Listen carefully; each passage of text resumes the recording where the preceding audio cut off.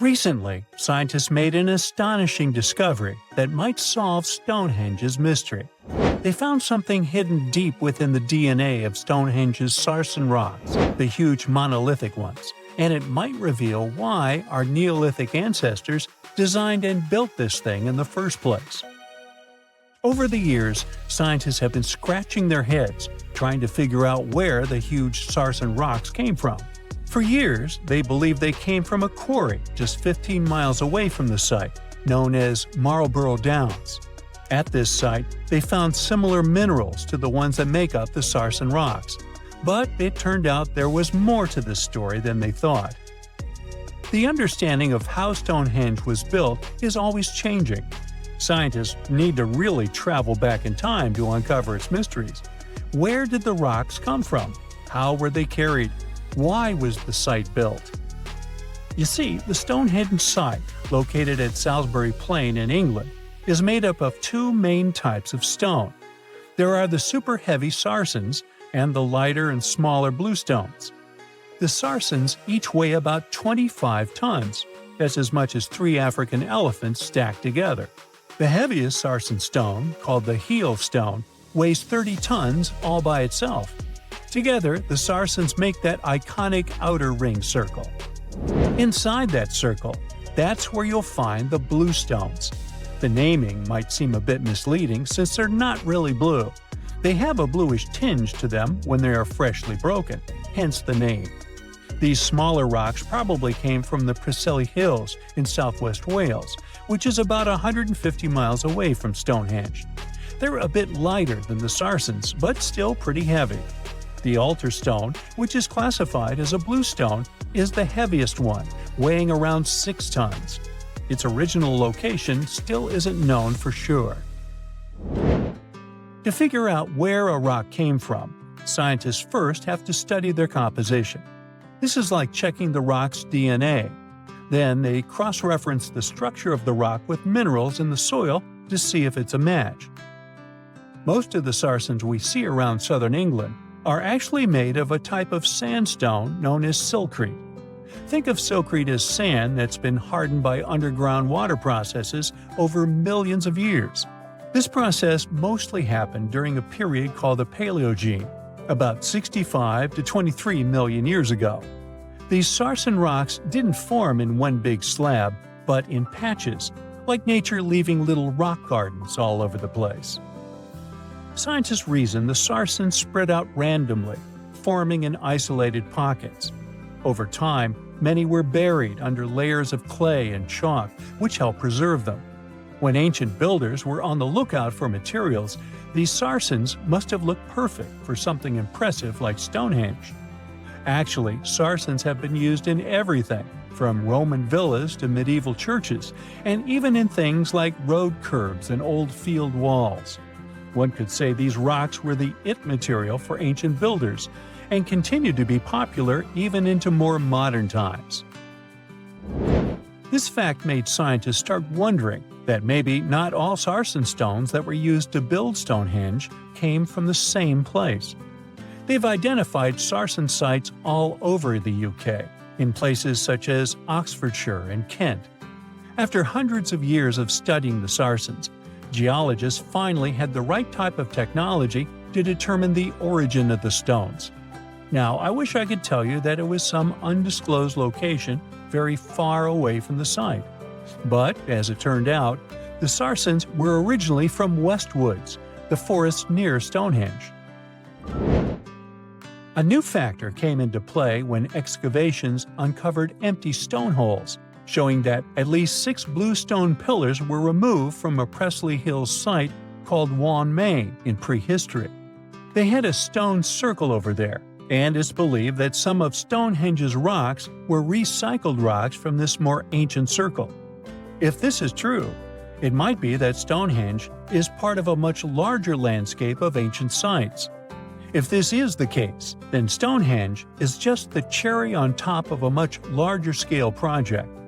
Think of it as the sacred centerpiece of an entire landscape of monuments, mounds, stone circles, and things. This is why scientists want to find out where the rocks came from so badly. It could lead to why and how Stonehenge was built.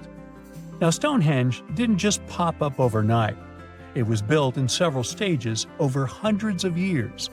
It's likely that it wasn't a single unified vision, but more like a big community project that evolved over time. With each generation, the builders brought in their own ideas, creating a stone structure that would last for ages. The first stage was around 3100 BCE. That's when people dug out a circular ditch and likely set up some bluestones as sort of a starter ring.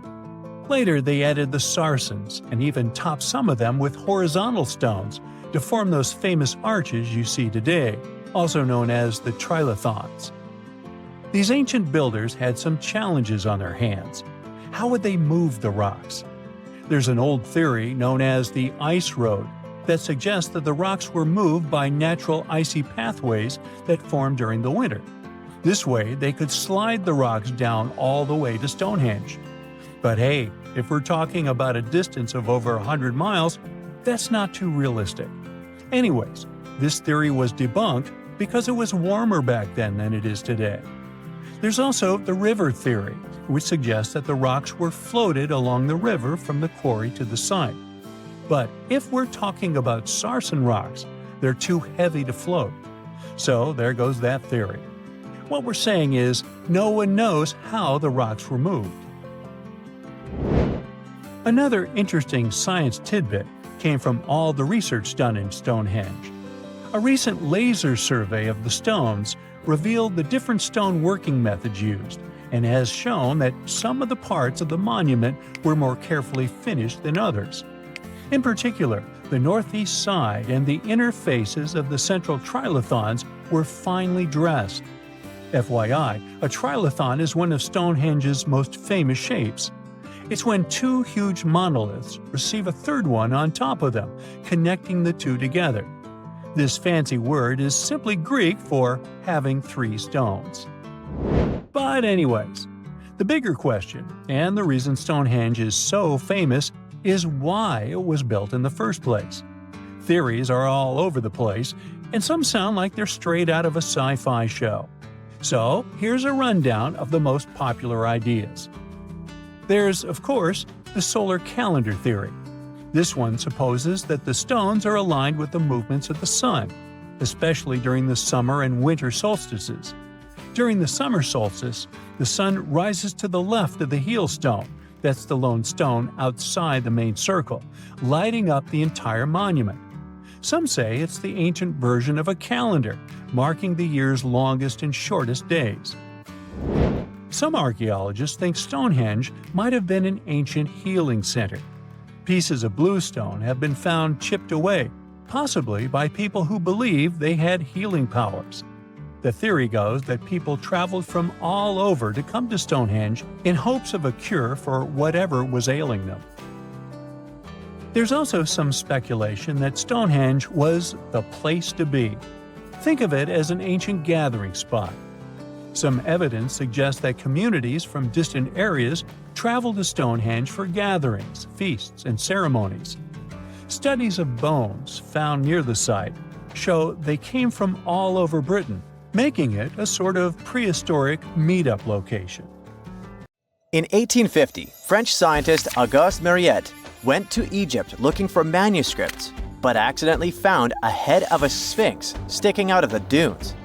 He cleared the sand and figured out the sphinx was guiding the entrance to some underground construction. Several months later, he finally entered the Serapeum of Saqqara. Inside, he found an enormous granite sarcophagi with remnants of 64 bulls. Scientists are still amazed by the tech that the ancient Egyptians used to transport those enormous boxes. The Serapeum was built around the year 3000 before the Common Era. It was an underground tomb built to honor the sacred Apis bulls of ancient Egypt. It had a long hallway, almost 500 feet long, with giant stone rooms on both sides. Some of the sarcophagi weighed as much as 50 average cars, and all of them were made with super precision, with exact 90-degree angles. These sarcophagi were beautifully decorated with hieroglyphs and carvings that told stories about the lives and importance of the Apis bulls. Now, there are 24 sarcophagi left. In ancient Egypt, Apis bulls were very special animals connected to the deity Ptah. They thought the bulls carried Ptah's spirit and wisdom, helped the pharaoh, and protected the Egyptians. Priests looked for special markings on young bulls to find Apis bulls.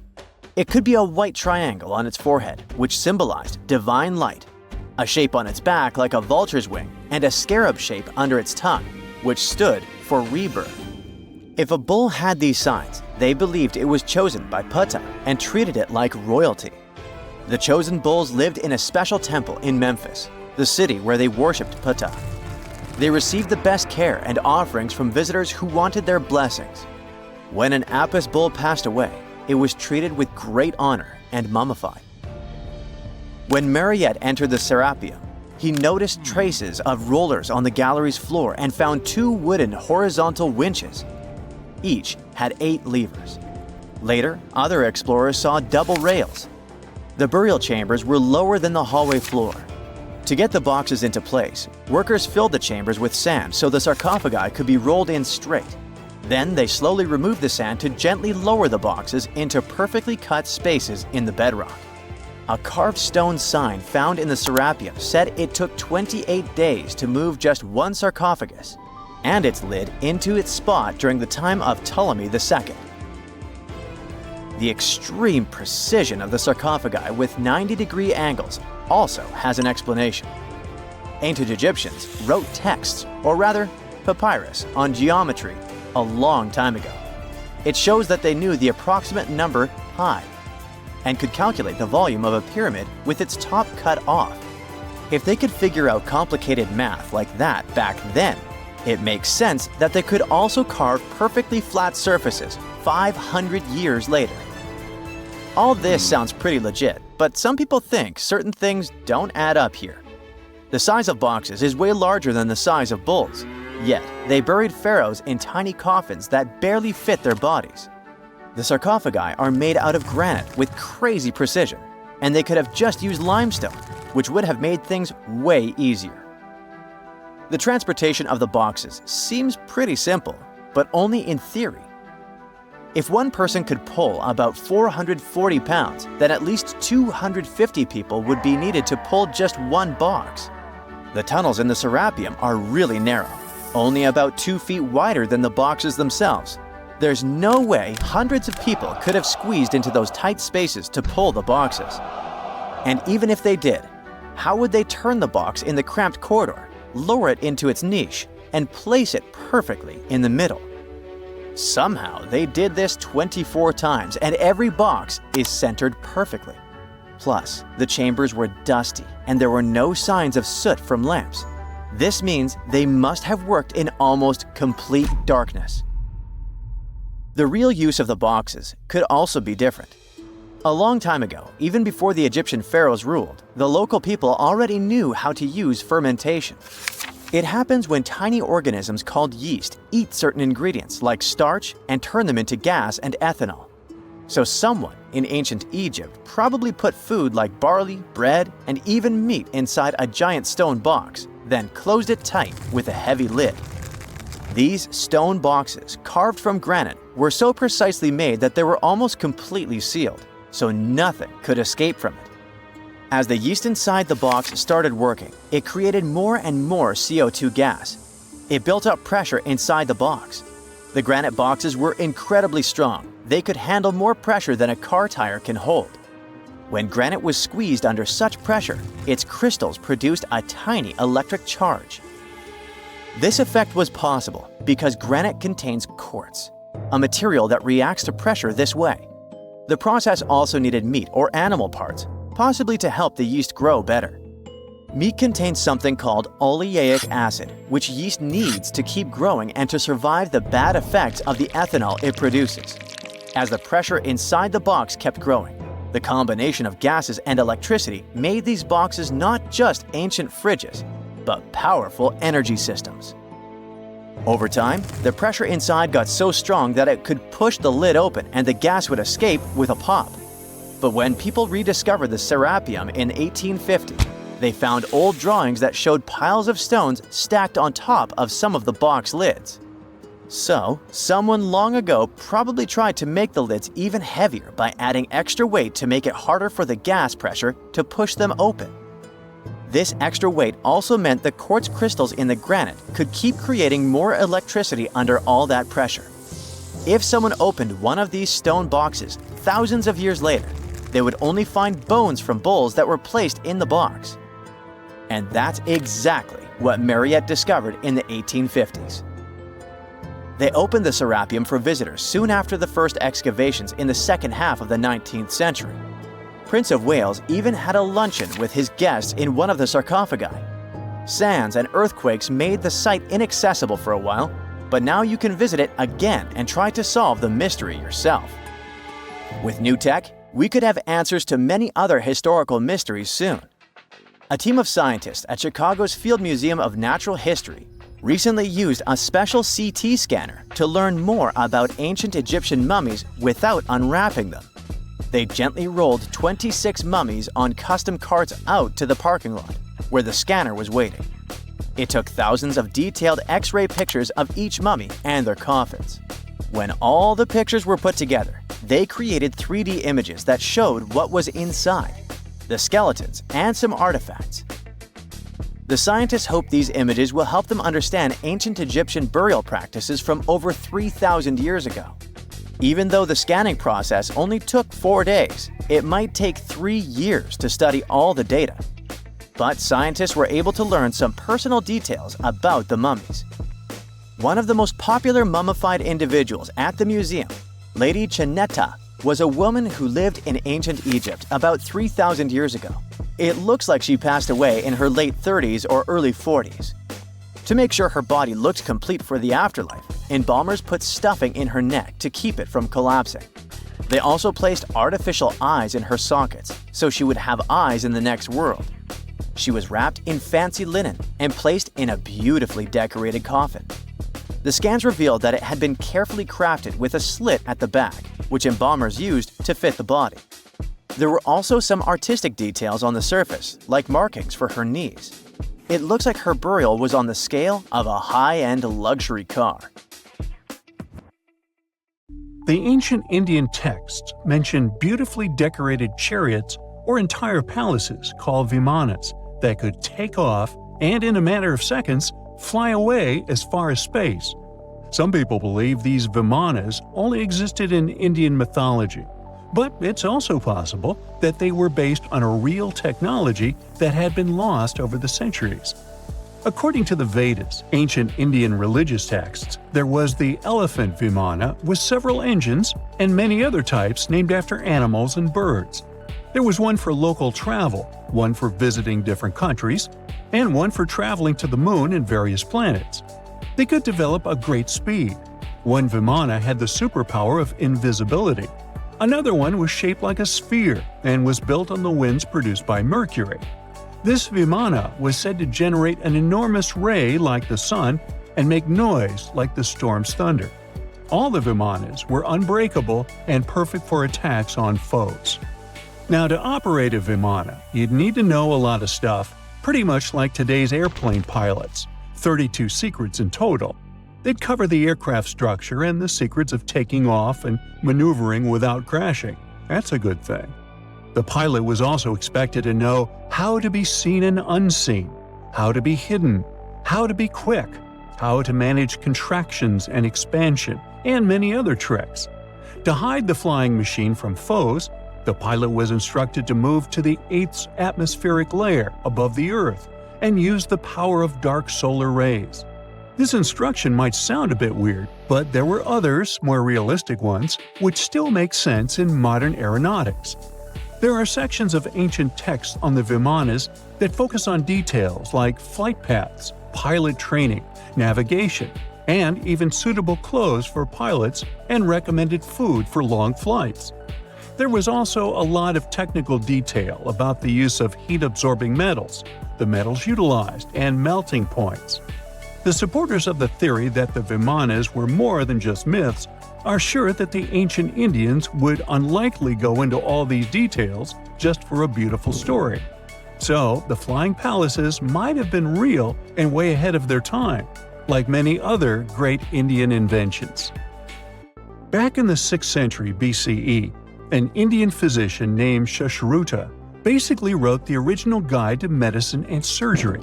They even called him the father of surgery for his work.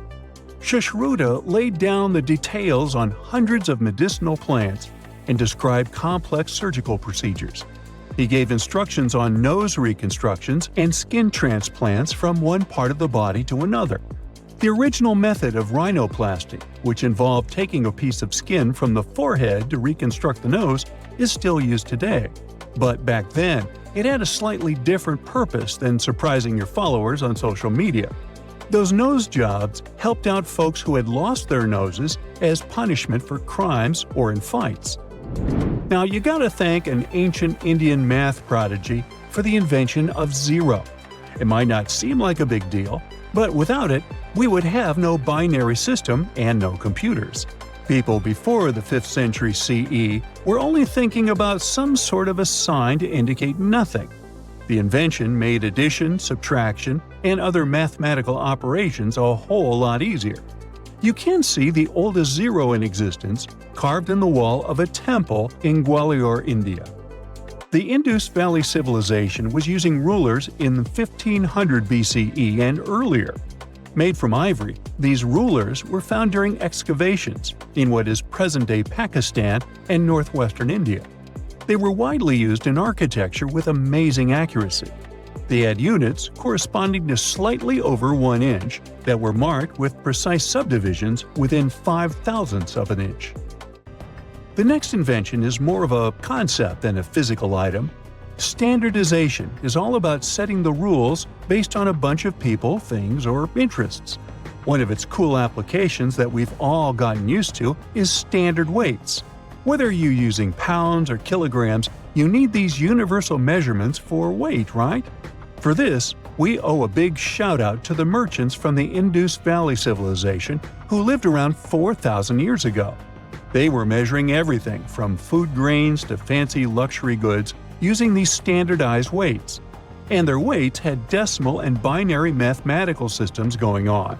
They didn't have high-tech gear, but they pulled off some serious precision using complex calculations and even sand for construction. Their art of standardization made its way to Persia and Central Asia, basically becoming the global weight-watching standard. So if yoga is your go-to exercise, you definitely have a personal reason to appreciate the ancient Indian geniuses. Over 5,000 years ago, during the rule of the Indus-Sarasvati civilization in northern India, yoga was first mentioned in the Vedas.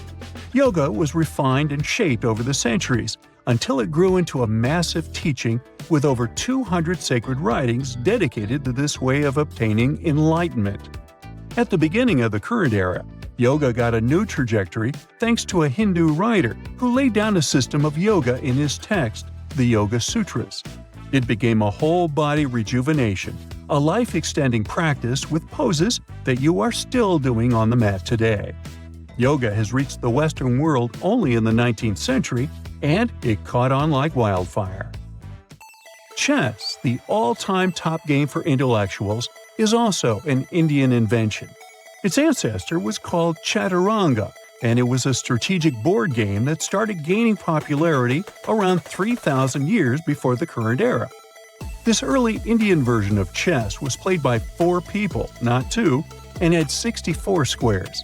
Each player had 8 pieces, ranging from pawns to kings, bishops to knights, and there was no standard 6-faced dice. They rolled with an oblong one. Players facing off were actually allies, forming 2 teams based on the direction they sat. Chess, that we know and love today, was first mentioned in ancient Indian literature in a legend. It said that the wife of a villain called Ravana had invented the game to amuse him. Now, the word shampoo comes from the Hindi word, which means to soothe or knead. The substance was invented in India in 1762 and was originally used for head massages, hence the name. The first shampoo was made of natural oils and herbs. British traders fell in love with the idea and brought it back with them to England. It took years for the original head massage oil to evolve into shampoo as we know it today, but it's still an Indian invention. Unlike the ancient Greeks, who wore animal skins, the Indians started cultivating cotton back in the 5th and 4th centuries before the current era. They used cotton threads to produce fabrics that soon became a huge hit in the Mediterranean and beyond. Jute and wool also have their origins in India. Cashmere, the finest and most exclusive type of wool, actually comes from the Kashmir region of India. Buttons that sit proudly on that cashmere cardigan of yours also have ancient Indian origins. Some 5,000 years ago, the Indus Valley civilization started cutting seashells into geometric shapes with tiny holes in them. First, they were just decorations, but then people started using them to fasten clothes. Now, when you think about radio communication pioneers, Marconi's name usually steals the spotlight. He got a Nobel Prize in Physics in 1909 for his groundbreaking radio work. But there's an unsung hero in the radio waves game, and his name is Sir Jagdish Chandra Bose. He spilled the beans on radio communication way back in 1895. He shot an electromagnetic wave across 75 feet at the town hall in Calcutta, and it went through walls, rang a bell, and even set off some gunpowder. Marconi took a page from Bose's book, using his invention, the Mercury Coherer, as a blueprint for his own two-way radio. Bose didn't patent his genius creation, so he only got his credit a century later. Phew! This summer has been turning up the heat like never before. We feel like roasted marshmallows on a sizzling grill. Yes, the world is getting hotter, but some regions have always fought with high temperatures. It turns out people had some inventions to keep themselves cool in ancient times too. Some of them are still functioning, even 3,000 years later. Let's take a look at how people saved themselves from heat throughout history. So, put an ice cube into your cold drink and get ready to hear how people survived the heat. Speaking of ice cubes, do you know that the Persians made an ice storage system? In the deserts of ancient Persia, people had an out-of-the-box idea about how to prevent their food from turning into a melted mess. These ingenious Persians stumbled upon a physics trick that allowed them to create ice in the middle of the desert. They called these cool structures yakhchals, which basically means ice pits. These ice pits were not your ordinary coolers. They were like secret underground fridges. They looked like dome-shaped mud brick structures on the outside, but inside, it was a whole different world. These ice pits had an evaporation cooler system that worked like magic. At night, when the desert cooled down, Persians made use of the radiative cooling effect. They set up cleverly designed trenches to hold thin layers of water. The water froze, defying the desert heat. Then there were underground square storage areas. The Persians collected the melting ice water from these cool trenches, and during the night, they froze it again, making the most of the desert's natural chill. To add to the cooling effect, they built a wall to shade the storage areas from the hot midday sun. And that's not all. They had this fantastic wind-catching contraption called a badger that caught the breeze and directed it right into the ice pits. Fresh air plus ice. Cool breeze. A winning combo. They even had intricate water channels called qanats to bring water to the ice pits and homes all the way from the nearby mountains. As time passed, these yakhchals faded into history and modern technology took over. But hey, there's good news too. Some awesome folks in Iran are restoring these ancient coolers. So, if you ever find yourself in the desert, don't forget to pay a visit to these marvelous places and witness the genius of the ancient Persians firsthand. Now, I want to focus more on the wind catchers because they don't just help make ice cubes. They actually function as a cooling system as well. Back in the day, those clever architectural wonders were all the rage in places like Persia, modern-day Iran, Egypt, and the Middle East. Imagine tower-like structures with openings at various levels strategically placed to harness the power of nature's breeze. These openings were like magical portals for the wind. They captured those refreshing gusts and guided them right into people's living spaces. Basically, they were natural air conditioners. The breeze would gracefully flow downward, cooling the ground as it danced through the building. The secret sauce lies in the details: the tower's height, the number of sides, the openings, and the positioning of the interior blades. Everything plays its role in how efficiently the wind towers work out. Thanks to these wind catchers, ancient societies could enjoy comfy indoor temperatures without sweating. Can you imagine living in those times? Feeling the gentle breeze whisking through your home, keeping you feeling fresh and chilled out? The Persians are often credited for inventing these awesome wind catchers. But hey, don't forget about Egypt. There, you can find traces of similar structures dating all the way back to 1300 BCE. Yes, the invention of wind catchers may have occurred in ancient Egypt, but Yazid in Iran is the city with the largest number of wind catchers. People wouldn't have been able to live there without these ancient ACs, because there was almost no rain in the area throughout the year. Now, let's look at these perforated, double-skinned exteriors. Imagine dressing up a building with a fancy perforated screen. It's like giving its exterior a stylish makeover while keeping things chill inside. This genius technique, firstly, scatters the natural daylight, so no harsh sunbeams to blind you. The screen also offers shade like a pro, giving the building's interior a much-needed break from the blazing sun. Think of it as a natural sun hat for your home. Placing this screen about 4 feet away from the outer walls creates a breezy, dreamy hallway for fresh air circulation. And hey, they add a touch of elegance to the building too. These structures are sometimes called jali. Jaipur, India, for example, has an average daytime temperature of about 100 degrees Fahrenheit. So these structures are lifesavers. Jalis come in various forms, crafted from cement, earth, and wood. It's a cultural symbol deeply embedded in Indian architecture. You can find its captivating presence in iconic historical buildings like the majestic Taj Mahal and the Grand Red Fort in Delhi. But hey, it's not just a thing of the past. It's still rocking modern architecture scenes, and its charm has sparked creativity in artists and designers worldwide. It adorns the building's exterior, its cross-section showing a larger opening on the outside and a smaller one on the inside. This is where the Venturi effect steps in to show off its physics prowess. As the air flows through the narrowing passage, it picks up speed, creating a difference in pressure between the inside and outside of the building. Air blowing at a higher speed gets compressed, and when released, it cools down. Mashrabia is a wooden lattice or screen used in the Middle East and North Africa. These decorative wonders are like window blinds, but they do more than just look pretty. They're smart too. They give privacy, shading you from the sun, and let fresh air and light in. Some people also add clay pots filled with water, sand, or damp straw to their designs. As hot air breezes through the holes, it also passes through the pot's porous surface. The moisture inside evaporates, cooling the air.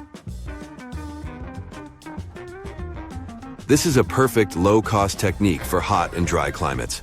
It's eco-friendly, and there's no need for electricity. Now, let's fast forward to today. Designers are getting creative, mixing traditional wisdom with modern tech. At the Al Bahar Towers in Abu Dhabi, they've got it too. Picture over 2,000 hexagonal panels that dance with the sun's movement, providing shade to the building's interior. Water evaporation was another secret weapon for ancient people. Simple, yet super effective. Plus, ancient Egyptians hung wet mats and curtains in doorways. When the air passed through them, it cooled down, providing a relief from the scorching sun. Ancient architects were the masters of maximizing airflow. They knew how to cross-ventilate and let hot air escape while inviting cooler air to the party. Speaking of ancient Rome, bathhouses were the place to be back then. It was like a community hub. People gathered to chat about politics, play sports, and, of course, take a relaxing dip. The frigidarium was the cool spot in Roman baths. After a steamy soak in the caldarium, Romans dashed to this giant pool to chill out. Then in some places, like Cappadocia in Turkey, people went underground to hide from the heat. They carved cozy dwellings in volcanic rock, harnessing the Earth's natural cooling powers. So the lesson here is simple. Architects and designers can create wonders by combining local traditions with smart tech. California's Death Valley boasts the highest officially registered temperature to date, with 134 degrees Fahrenheit in 1913. Meanwhile, Africa's sweltering record stands at 131 degrees Fahrenheit in Kebili, Tunisia, as noted in 1931.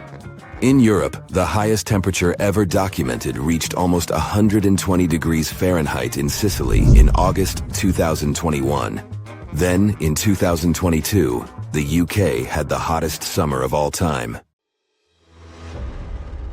We people used to have real superpowers, but they all disappeared long ago because these abilities became useless and evolution took them away. For example, one of these superpowers was hibernation sleep. Yeah, it doesn't sound as cool as teleportation or flying, but in the modern world, it would be helpful. Imagine that you go to bed before winter and wake up in the spring. No cold weather, no spending money on food at this time, just a long, deep sleep.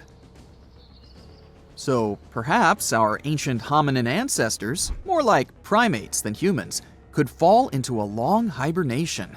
It was about 500,000 years ago, hundreds of thousands of years before the appearance of the first Homo sapiens. Hominini of that time lived in caves during the Ice Age and fell into a long sleep to survive.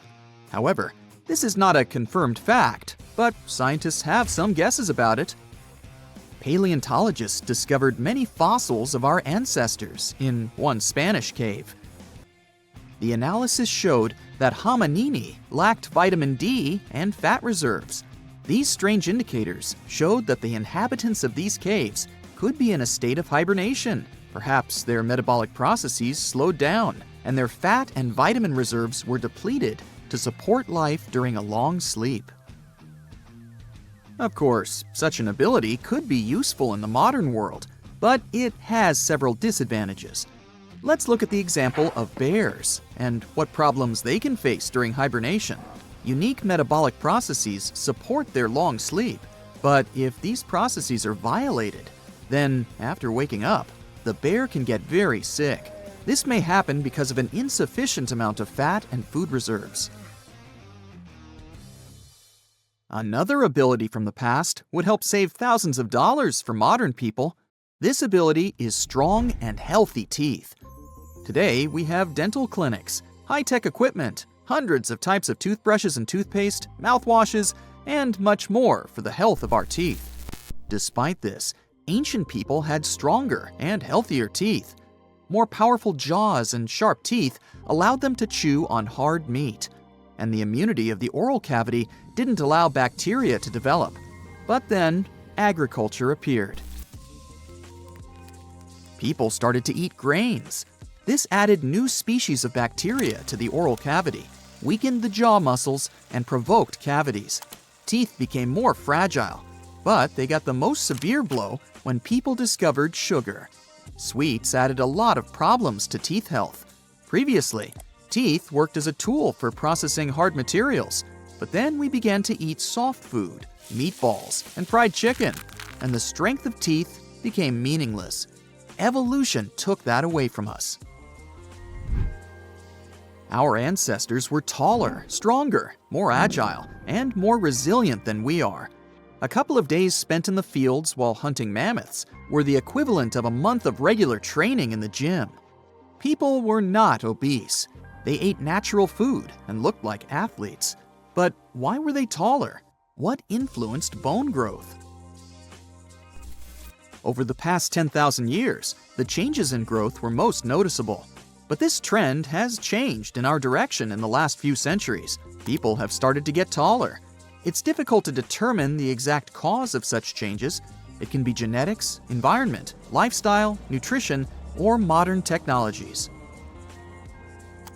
So, 40,000 years ago, Cro-Magnons hunted and gathered in Europe. They were better developed physically, thanks to this lifestyle. Their ancestors migrated to Europe from Africa, which was the reason for the tall growth. Longer bones were helpful for adaptation to the hot African climate, but after 30,000 years, the growth of people sharply decreased because of the onset of cold weather and the development of agriculture. Our ancestors went through times of famine, and their bodies shrank over time to adapt to a meager diet. In addition, living next to livestock provoked the emergence of new diseases. All of it affected the appearance of ancient people. There are almost no such problems now. You can eat healthy food, receive medical care, and take vitamins. All this allowed us to grow a few inches taller. But one change in the human body still remains a mystery. We have the most advanced civilization in history today. People become professionals in neuroscience and thermonuclear physics, create powerful computers, have access to all the knowledge in the world, and study the boundless depths of space.